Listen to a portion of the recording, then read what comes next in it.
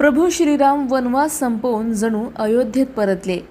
दशकानंतर पारंपरिक मार्गावरून निघाली प्रभू श्रीरामांची भव्य मिरवणूक, भक्तांचा अलोट जनसागर। आज अहिल्यानगरमध्ये गेल्या 10 वर्षांपासून प्रभू श्रीराम पारंपरिक मिरवणूक मार्ग पोलीस प्रशासनाने काही कारणास्तव बंद केला होता। मात्र आमदार संग्राम जगताप यांच्या पाठपुराव्यामुळे जुना पारंपरिक मार्गावर मिरवणूक काढण्यास पोलीस प्रशासनाने परवानगी दिली आहे। या मिरवणुकीत 3 मंडळांना परवानगी देण्यात आली असून या मिरवणुकीत प्रमुख आकर्षण प्रभू श्रीरामांची भव्य दिव्य मूर्ती, भगवान शिवपिंड, महाबली हनुमान सजीव देखावा तसेच छत्रपती शिवाजी महाराजांच्या काळात महिलांवर अत्याचार करणाऱ्याला शिक्षा म्हणून दिले जाणारे चौरंग्या शिक्षेचा सजीव देखावा विशेष आकर्षण ठरले आहे। रामनवमी निमित्त निघालेल्या मिरवणुकीचा शुभारंभ शहराचे आमदार संग्राम जगताप यांच्या हस्ते नारळ वाढवून करण्यात आला। यावेळी प्रभू श्रीरामांचे भक्त मोठ्या संख्येने या मिरवणुकीत सहभागी झाले आहे। तर संवेदनशील भागात कोणताही अनुचित प्रकार घडू नये म्हणून मोठ्या प्रमाणात पोलीस बंदोबस्त तैनात करण्यात आला आहे। प्रतिनिधी स्वामी गोसावी, न्यूज 24 घडामोडी, अहिल्यानगर।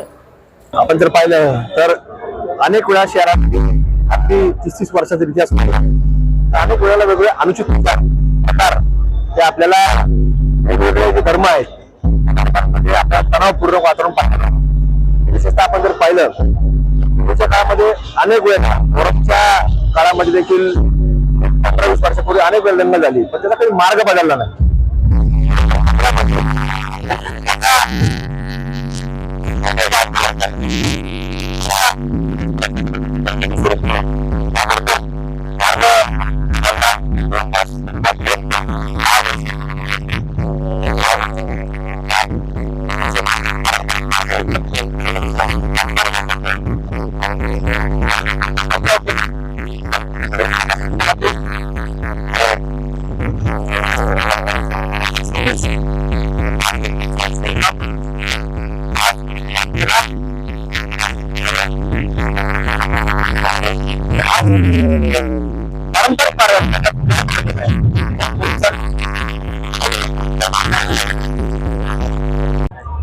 आज रामनवमीच्या अनुषंगाने अहिल्यानगर शहरामध्ये आपण 30 अधिकारी, त्याच्यामध्ये पोलीस निरीक्षक, DYSP दर्जाचे अधिकारी व 300 पोलीस अंमलदार आहेत, होमगार्ड पण आहेत। त्यानंतर SRPFचं एक प्लाटून आपल्याकडे आलेलं आहे, तसेच RCPचं प्लाटून या ठिकाणी बंदोबस्त कर्मी आहे।